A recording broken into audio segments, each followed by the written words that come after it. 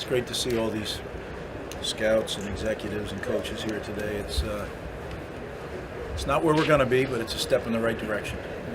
Those of you who have been around know that this had become quite a spectacle back in the day, so that's the goal, to get it back there. When you do, that means you have that number of NFL players. We're on our way.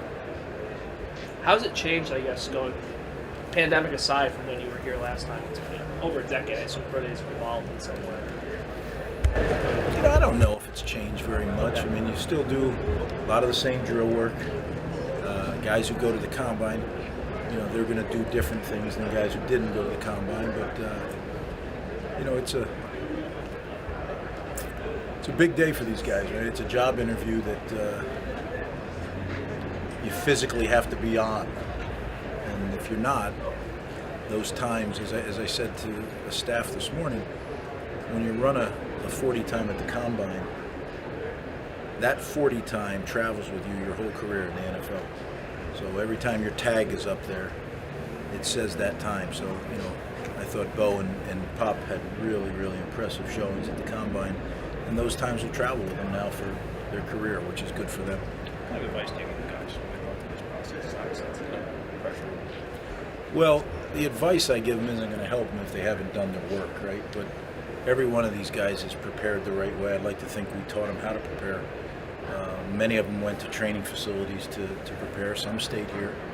But if you're prepared, then you should just go out and focus on what you're doing. If you're not, it's not going to matter. Greg, a little bit of a different question here, but how much stock do you put into a kid's NFL potential when recruiting them out of high school?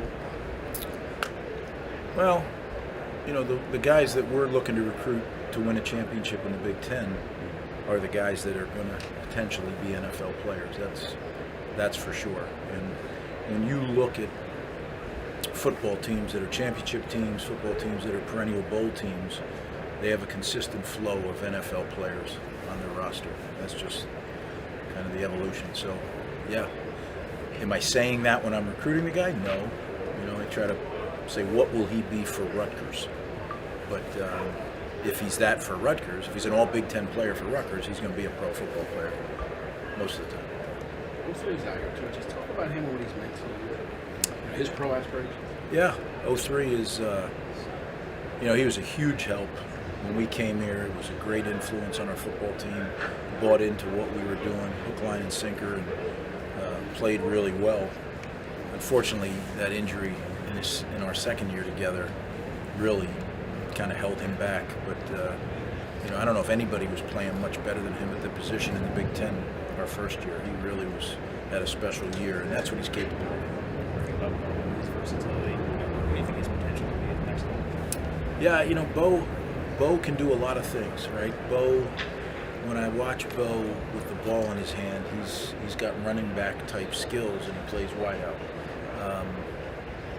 He's a very, very good returner as well. We didn't use him in all returns. We used him sometimes, but that was really because he was also our best wideout, so risk reward. But I think Bo is a versatile player, and there's no substitute for the speed. Speed is, you have it or you don't. Kind of same thing with Isaiah. What do you see as his potential, his role, basically? Yeah, I think Pop is going to be a really good NFL player. I think that he can do all the things you need to do in the NFL. He can run the football, he can protect, and he'll be able to be a very good special teams player. And unless you're the guy that's rushing for 1,000 yards, you better be a really good special teams player as a running back, because the main guy's getting the most carries, and then the rest of y'all are there to back up, and maybe you're a third down situational back, but you're playing on teams. How do you work with a guy like Isaiah in practice? You don't want him on special teams necessarily on Saturdays, but that is going to be his path potentially.